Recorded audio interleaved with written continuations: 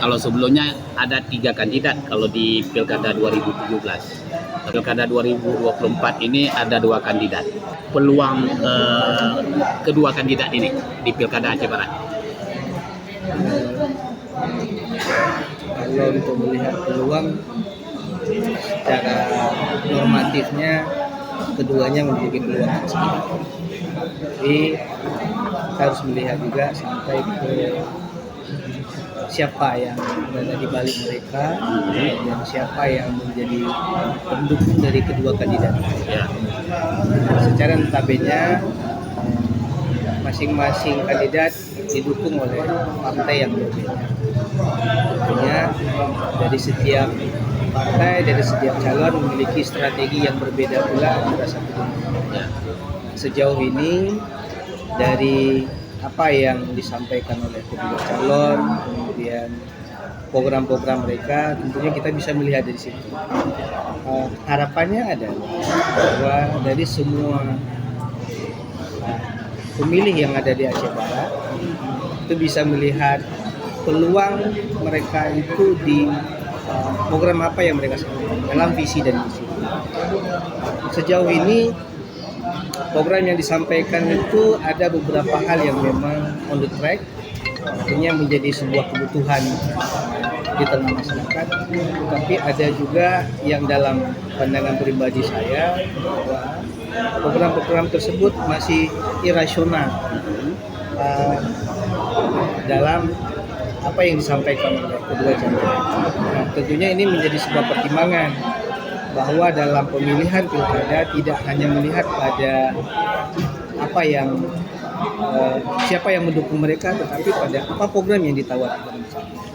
Salah satu kelemahan kita dalam hal pemilihan berdasarkan pengalaman saya di KPU adalah bahwa pemilih kita belum melihat seutuhnya pada bagaimana memposisikan diri sebagai pemilih yang cerdas, di mana pemilihan itu dilihat berdasarkan track record, kemudian program apa yang mereka tawarkan kepada masyarakat, kemudian tentunya harapannya bahwa proses pilkada ini berlangsung 2 calon, itu dengan istilah head to head, memberi peluang bagi masyarakat secara gamblang bagaimana melihat prospek calon ini berdasarkan kebutuhan-kebutuhan yang ada di masyarakat di 5 tahun yang akan datang.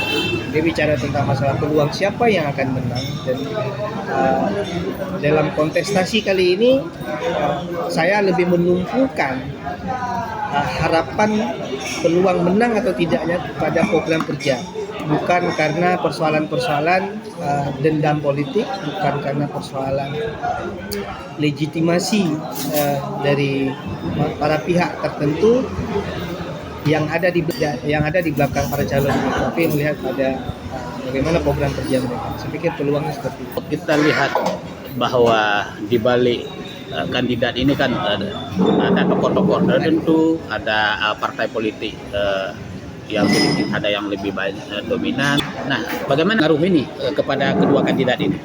Oke, tidak bisa dinafikan pengaruh orang yang berada di balik kedua calon ini memberikan influence yang cukup besar.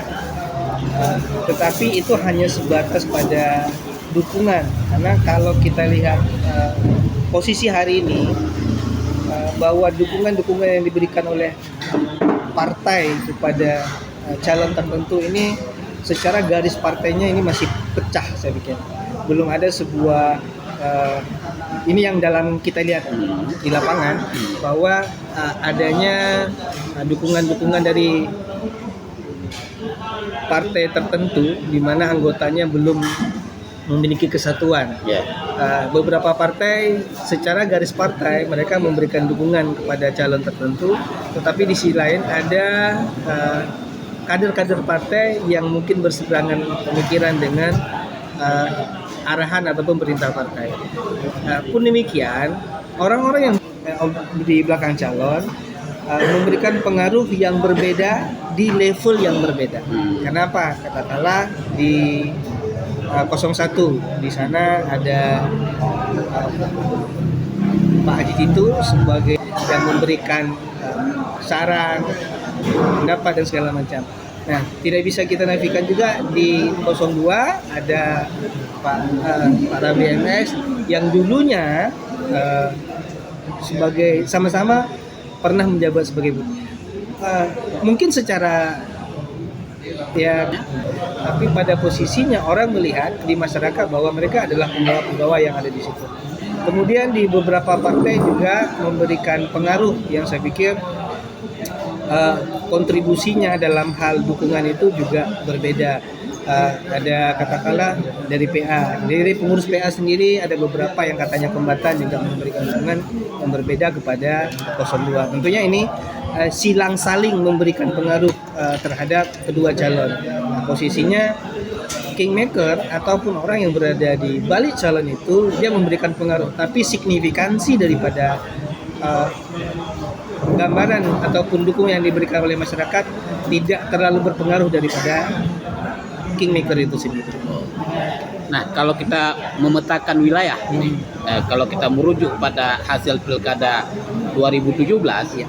Nah ini kalau kita lihat pasangan Haji Tito dengan Hakam itu untuk menembus bagian atas atau Waila Raya itu kalau kita lihat dengan Ramli MS waktu itu. Ya.